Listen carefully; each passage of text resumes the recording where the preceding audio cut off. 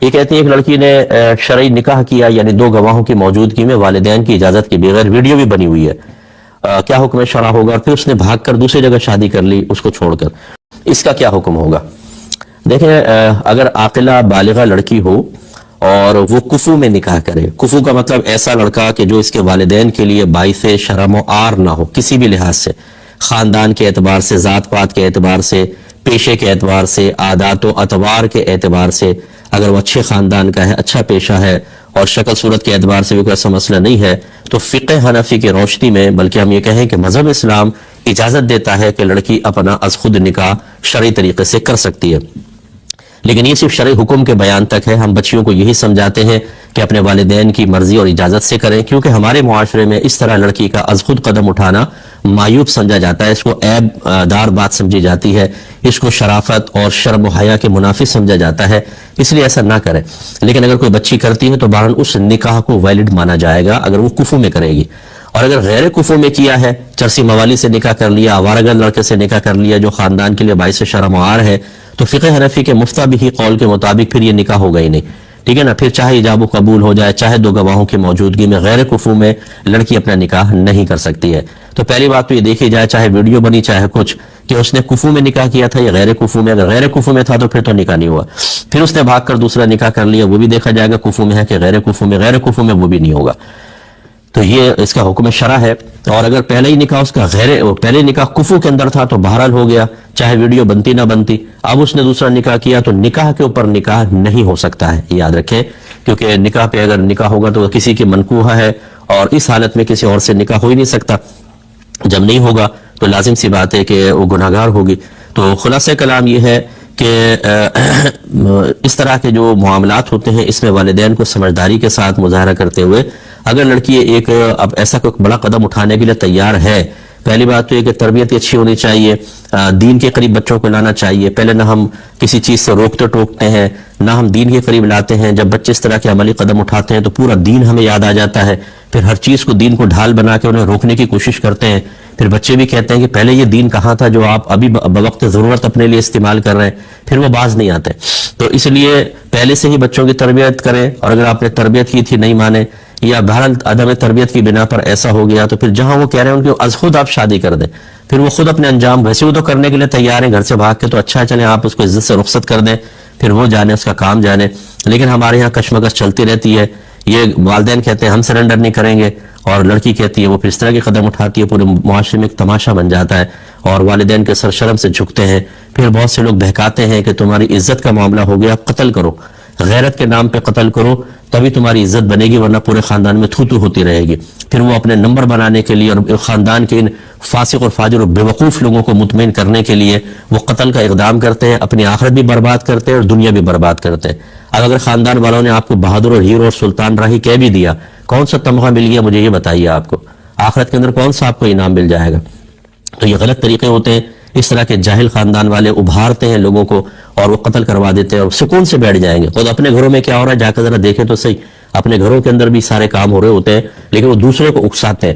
تو خلاصہ کلام یہ کہ ایسا نہیں ہونا چاہیے، اور بچیوں سے گزارش ہے کہ اپنے والدین کے سر شرم سے نہ جھکائیں، اپنی نفسانی خواہشات کو قربان کر کے تکلیف میں زندگی گزار لینے سے کہیں زیادہ بہتر ہے کہ میدان محشر میں اللہ تعالیٰ آپ کو سامنے کھڑا کرے والدین کے، اور والدین آپ کی نیکیاں نکال کر اپنے نام اعمال میں ڈلوا رہے ہوں کیونکہ اس نے ہماری نافرمانی کی تھی، ہمیں ذلیل کیا تھا، اور وہاں پہ خدا نخواستہ پھر آپ کو جہنم میں ڈالا جائے، تو یہ زندگی کی آسائش اور تھوڑے بہت مزے سب ختم ہو جاتے ہیں۔ اور یہ جو لڑکیاں بھاگ کے شادی کرتی ہیں، کیا سمجھتی ہیں ان کو عزت ملتی ہے؟ نہ سسرال میں عزت ملتی ہے، نہ شوہر کی نگاہوں میں عزت ہوتی ہے۔ کچھ عرصے بعد جب لڑائی جھگڑا ہوتا ہے، شوہر کا دل بھر جاتا ہے، تو پھر وہ اسی کے تانے دیتا ہے، تم اپنے ماں باپ کی نہیں ہوئی میری کیا ہوگی؟ جنہوں نے تجھے پال پوس کے جوان کیا تو اس کی نہیں ہو سکی تو میری کیا بنے گی؟ جب تم نے ان سے وفاداری نہیں کی تو مجھ سے کیا کرے گی؟ اور پھر ایسے لوگوں کو شکوک و شبہات سے میں نے خالی نہیں دیکھا ہے، کیونکہ ایک عرصہ دراز ہوتا ہے، پہلے موبائل پہ دوستیاں ہوتی ہیں، سب کچھ ہوتا ہے، پھر ویڈیو چیٹنگ ہوتی ہے، پھر اپنی محبتیں جتائی جاتی ہیں، پھر اور خراب قسم کے کام ہوتے ہیں، تب کہیں جا کر یہ نکاح تک کی منزل طے ہوتی ہے۔ اب جب شادی ہو جاتی ہے بھاگ کے اس طرح کی، تو شوہر کو وسوسے ہوتے ہیں کہ میں باہر جاؤں گا، نامعلوم کسی اور کے ساتھ ایسا نہ کر رہی ہو۔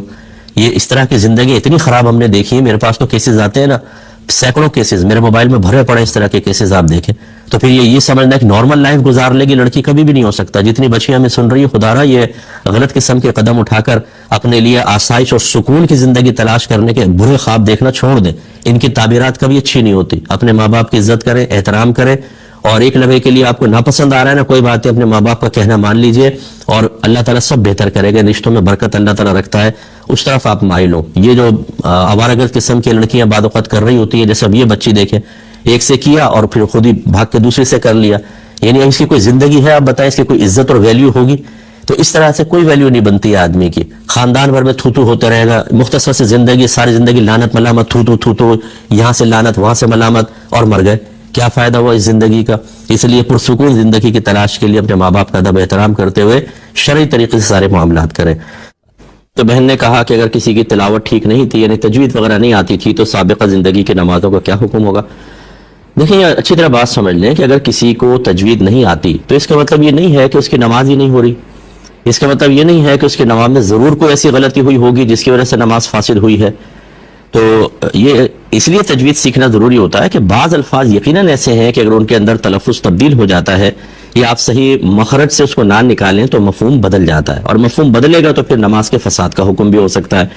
और चूंकि साबिक़ा ज़िंदगी में नहीं पता होता कि किस रकत में कौन सी सूरत पढ़ी है, कौन सी आयात पढ़ी हैं, और उनमें वाकई कोई माना का फसाद हुआ था या नहीं हुआ था, इसलिए मैं तो इसी पर फतवा देना पसंद करता हूं कि आप अल्लाह ताला की बारगाह में तौबा करें और साबिक़ा ज़िंदगी के नमाजों को लौटाने की कोई ज़रूरत नहीं है। अब आइंदा के लिए आप सही लाहे अमल इख्तियार करें कि आप किसी से तजवीद सीखें। हमारे QTV पे प्रोग्राम आते हैं, यूट्यूब पे भरे पड़े हैं तजवीद के प्रोग्राम, वहां से आप सीखें, या कोई अच्छा टीचर अगर पढ़ाने वाला है तो उनसे आप सीखें ज़रूर। और उस दौरान जो आपकी नमाजें होंगी इंशाअल्लाह उनमें कोई गलती हुई भी तो अल्लाह तबारक व तआला की रहमत से उम्मीद है कि वो दरगुजर फरमाएगा, और अपनी तस्सीह करते रहें।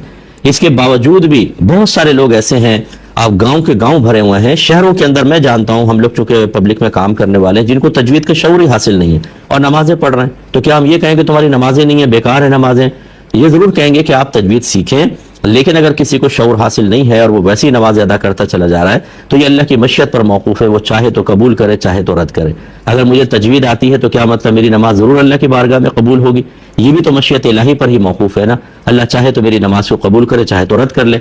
लेकिन बहरहाल कहने का मतलब यह है कि शरई तकाजे पूरे करने चाहिए। आप तजवीद जरूर सीखें, लेकिन अगर किसी ने तजवीद नहीं सीखी तो उसको इतना मायूस ना कर दें कि वो नमाजें पढ़ना ही छोड़ दे, या उसमें एक मायूसी का इतना गलबा हो, वो डिप्रेशन का शिकार हो जाए कि मेरी तो 40 साल की नमाजें ज़ाया हो गई। हम बाद वक्त किसी चीज़ को इस अंदाज से बयान करते हैं कि सामने वाले के दिल में शदीद मायूसी पैदा होती है और वो बेचारा बाद वक्त इबादत से दूर होता है। करीब लाएं, अल्लाह उसके रसूल बड़ी वसअत अता फरमाते हैं, करीब लाएं, तजवीद की तरगीब दें, मायूस ना करें। एक क्वेश्चन ये किया था कि घर पे अगर जब हम फातिहा पढ़ने के लिए जाते तो हम किस तरह खड़े हों, काबतुल्लाह की तरफ रुख करें या काबतुल्लाह की तरफ पीठ करें? देखिए, जो उलमा ने तरीका लिखा है वो यही है कि एक तो आप पायतीन की तरफ से आए, सिरहाने की तरफ से ना आए, क्योंकि मुर्दे को मुड़ कर देखना पड़ता है। जब कोई आता है ना तो वो मुड़ता है, देखता है, तो उसको अजियत और तकलीफ होती है। तो पांव की तरफ से आए और इस तरह खड़े हों कि उसके सीने के सामने हो आप, 4 कदम के फासले पर, और आपकी पुश्त काबतुल्लाह की तरफ हो। इस तरह खड़े होकर आप फातिहा वगैरह पढ़े। और आम कबूर के अंदर तो यही है, लेकिन मज़ारात के अंदर भी यही है कि आप, ये नहीं है कि आप जाके कब्रों को चूमें, उनको छुएं, 4 कदम के फासले पर। ये हमारे अकाबरीन ने लिखा है, हम उन अकाबरीन की तालीमात को रद्द कर चुके हैं। मज़ारात पे जाते हैं, हद से आगे गुजरते हैं, बेअदबी का मुर्तकिब होते हैं, और फिर तनकीद करने वाले को हक हासिल होता है कि वो आप पर तनकीद करता है। इसी तरह रोज़ा रसूल पर आप जाएं तो जाली को हाथ लगाना, उसे बोसा देना, ये हमारे अकाबरीन ने बेअदबी लिखा है। इतना करीब ना जाए, 4 कदम के फासले पे खड़े हों, क्या ये कम है? करम के सरकार ने आपको बारगाह में बुलाया है तो दूर खड़े होकर ही फातिहा पढ़नी चाहिए। ये कहते हैं कि बीमारी में अगर कसीदा बुर्दा शरीफ पढ़ा जाए तो क्या बेहतर है, और अगर खुद ना आता हो तो क्या करें? देखिए, कहीं ये हदीस में तो बात की इजाद है, तो इसलिए कहीं ये हदीस में नहीं है कि अगर आप कसीदा बुर्दा शरीफ पढ़ेंगे तो आपको शिफा हासिल हो जाएगी। बाकी ये कि अल्लाह से अगर आप हुस्न ज़न कायम रखें कि अल्लाह ताला मैं बरकत के लिए ये इस पे अच्छे कलिमातें पढ़ रहा हूँ तो इसकी बरकत से मुझे शिफा कामिला अता फरमा दे, तो इसमें कोई मना भी नहीं है। लेकिन ऐसी कोई हदीस फजीलतें चूंकि बयान नहीं होती, इसलिए उसको ऐसे यकीन के साथ पढ़ना कि ये बात कहते हैं ये पढ़ लो शिफा मिल जाएगी। आपको क्या पता, क्या आपको इल्म गैब हासिल है? ये तो नबी बता सकता है। आप ये कह सकते हैं कि पढ़े, उम्मीद है कि अल्लाह ताला करम फरमा दे।